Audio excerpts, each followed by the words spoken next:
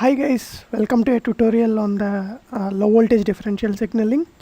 Low voltage differential signaling, basically called LVDS, is a standard which is used for connecting the displays, especially we might have seen in many circuits. So we'll just give a brief of the electrical standards and then the circuit level considerations that need to be considered for LVDS. So just to give a brief, LVDS basically is a differential signaling standard. It's a high speed, you can see up to 1 Gbps of data over LVDS, and if you see at a very high level, this uses a digital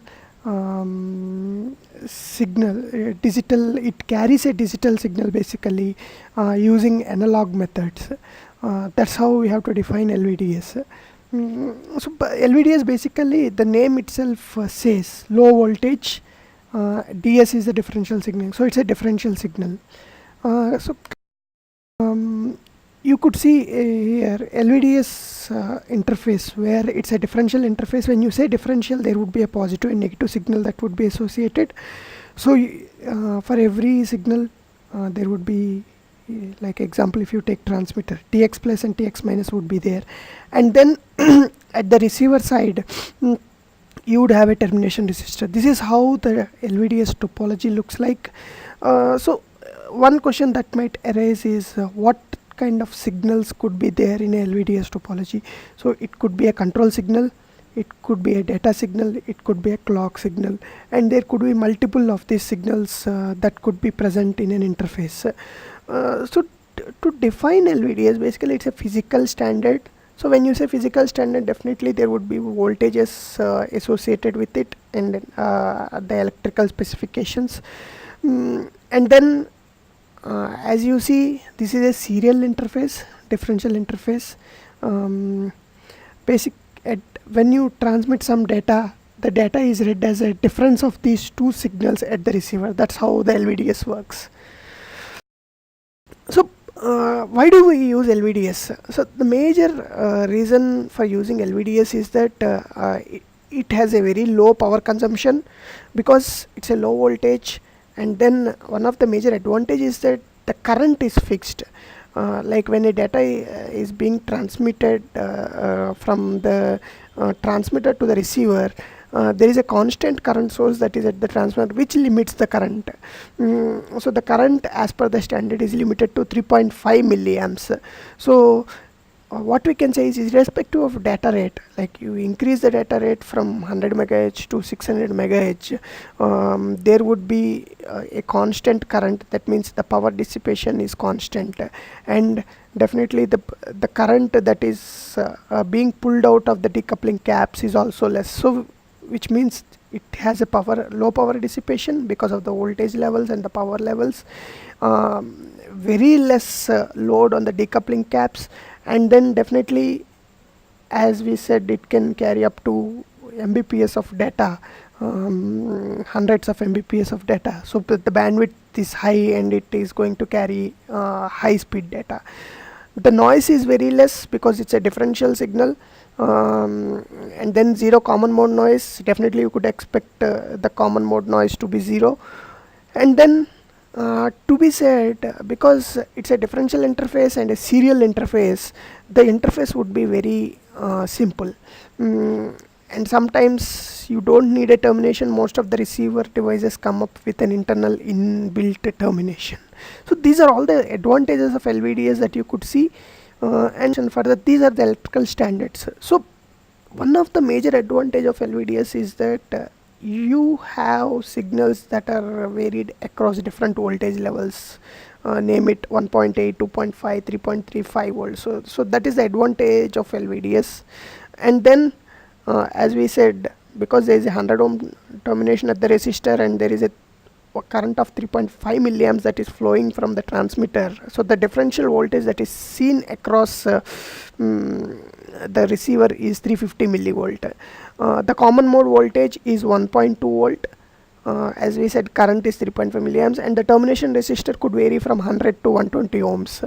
And again, To explain it further, LVDS could be between a chip to chip, or it could be on board to a external display. So it could be two types, where a cable would be required, LVDS cable would be required to connect to a display. So most cases with respect to LVDS we see are the display connections. Continuing further, LVDS, so you could see whatever the topology you talk about, the electrical standard you talk about, TTL, whether it be LVDTL, SSTL, CMOS, ECL, PECL, GTL, all these will have an inferior power compared to LVDS. LVDS is the best when it comes to power. Now this is how a internal transmitter looks like. So internally it would be a parallel data that would be originating in a chip, which would be could be LVTTL, and this parallel data is converted into a serial data using a SERDES. SERDES is called a serializer, deserializer. So this SERDES converts the serial data into the parallel data to the serial data, and sometimes it could be that the clock could be embedded into the serial data, or it could be a separate clock. So this is how the internal topology at the LVDS section looks like. Further, we will have different points of discussion on LVDS. So now when we say LVDS is a differential signaling topology, there would be definitely positive and the negative signals that would be associated with it. So if you have this positive and negative signals routed together from transmitter to receiver, these signals could be spaced apart, or they could be close to each other. So when they are spaced apart, it is called loosely coupled signaling, and when they are close, they are called tightly coupled. So considering the noise scenario, the performance scenario, tightly coupled is what is preferred, because when the signals are tightly coupled, the common mode noise, that means the noise that is being induced on both the signals would be reduced at the receiver, so that the common mode noise would be 0. So that is the advantage of having this tightly coupled. And one more advantage is that once this noise is eliminated, there is very less chance of EMI issues on the board. So one of the advantage of LVDS is that you have high speed, low power, and EMI performance is superior. And just to explain further, as we have mentioned, the differential signaling from the LVDS could be a single differential signal, or it could be a multiple signal. Like let us assume, take a clock signal. Clock signal could be one pair of plus and minus signals, or it could be two pairs, that means clock 1 plus minus, clock 2 plus minus. Likewise, data could be up to 8, 12. So as you increase the data lines, the data pairs, positive and negative pairs, you will have more bandwidth, and you could increase the speed of the interface. So that is how the LVDS. Going further, one of the major thing is the DC balancing. DC balancing helps definitely to keep the voltage levels at a specified level. Now, as you have different data rates that is being transmitted, like let us assume if I send only zeros or only ones, or 5 zeros and 10 ones in a bit stream, there is a uneven data that is present. So you have to balance this stream such that you don't have any issues with respect to the voltage levels. So for that scenario, you should there is an encoding mechanism that is used, which is called 8B by 10B encoding. So this helps to maintain the integrity of the data. And as we mentioned previously, there is a constant current driver that is present at the transmitter of a LVDS signaling mechanism, which enables to drive constant current. So even though as we increase the frequency, the current is always a constant.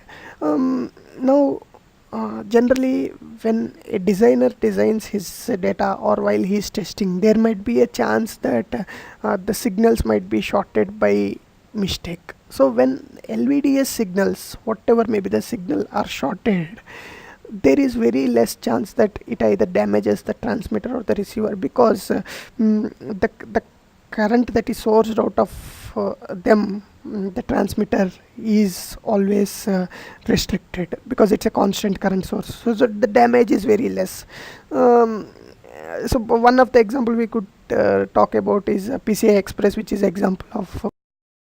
And moving further, in LVDS signaling, hot plugging is always possible. Hot plugging in the sense like once a device, let us assume a device is on, during that time you can plug the external connector onto the board for an LVDS signal, and still you can have the interface working without any damage. So that is one advantage. And when you are doing a PCB layout in a LVDS signaling scenario, skew of the signals is very crucial. Skew meant like, let us assume I have a clock signal, clock pair plus and minus, and then data pair plus and minus. So the clock and the data should always be length matched. This helps when there is a high speed data that is present. This helps such that on a particular clock triggering, the exact data is being fed into the receiver, so that there is no erroneous data that is being done. So maintaining that skew is very important. Maintaining the length matching is very important. If you don't maintain the length matching, as we have mentioned, for a given clock edge, the desired data might miss out, and the phase mismatch might happen, which could result in erroneous data at the receiver. And then one of the major advantage of the LVDS is that the data that is being transmitted over the positive signal, the return current would be from the negative signal. So in this scenario, because the positive and negative, as we said previously, are closely coupled, the negative current, the return current from the receiver would follow a very low length return path, which helps to reduce the loop area and hence eliminating any issues that could occur because of the EMI. So this is one of the major advantage of LVDS that we continuing further. We are all talking about design terms here. So once you start your LVDS design, you have to check if there is a need for the termination resistor at the receiver. Most of the times the termination resistor would be integrated into the receiver, so check out while you're designing your circuit. And then one of the major requirement is, because LVDS is a high speed signaling mechanism, it is always preferable to do a signal integrity analysis before proceeding with the release of your PCB layout. So before doing the PCB layout, it's always preferable to do a pre-layout analysis using tools like hyperlinks, and then implement the same in the PCB layout. And then once the PCB layout is completed, it's always preferable to perform post layout analysis. So this is very important step for a LVDS circuit to come out working with flying colors. So keep in mind, simulation is very important, because once done, it is very difficult to debug LVDS signaling. The designers who have used them might have faced this scenario where you must have high-end tools to debug the signals, which becomes a typical scenario. So it's always better to perform simulation and go ahead. And then One of the major advantage of LVDS is it's just not point to point. There could be a multi-point topology also that is allowed within LVDS. That means there could be more than one driver and receiver within a given channel. So that is another advantage of LVDS.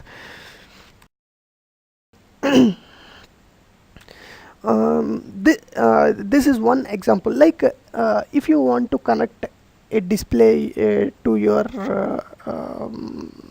board, and then the processor you have selected has a 24-bit RGB interface, let us assume, and then the display you want to connect is 24 RGB as well as the LVDS interface. In such scenario, there are some transceivers, or you could say some converters that are available in the market. For example, SN65 LVDS, LVDS 93B from Texas Instruments, which converts the 24 RGB to LVDS.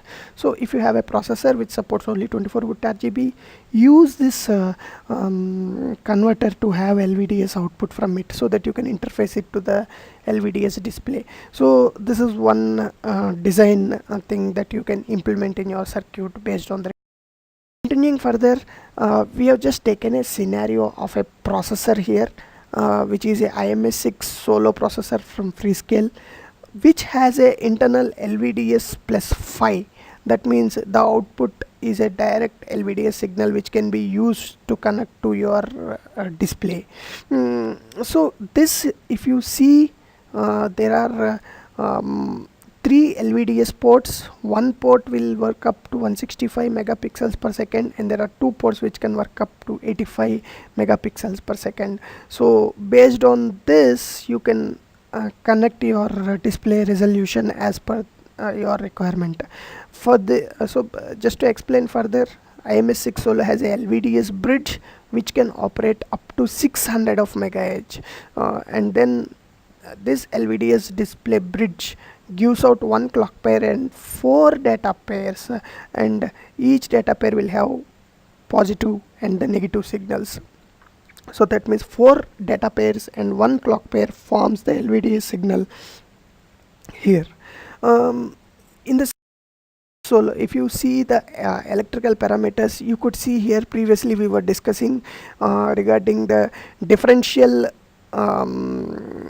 resistance, the load resistance that should be there at the receiver, which is a 100 ohm differential resistance, and then the differential voltage is 350 millivolts. You could see the common mode voltages, the output high and low here. It is around 1.375 high side, and low side is 1 volt. The offset voltage, as we have mentioned previously, is 1.2 volt. Now this is how the AC parameters look like. So for a differential signal, P and N are always in inverse. So this is how the LVDS signals looks like. So this is very high level introduction, so you can go in depth into your data sheets or study in detail to know more about LVDS circuit design. Thanks for listening to your tutorial. Please write to us if you have any queries. Thank you.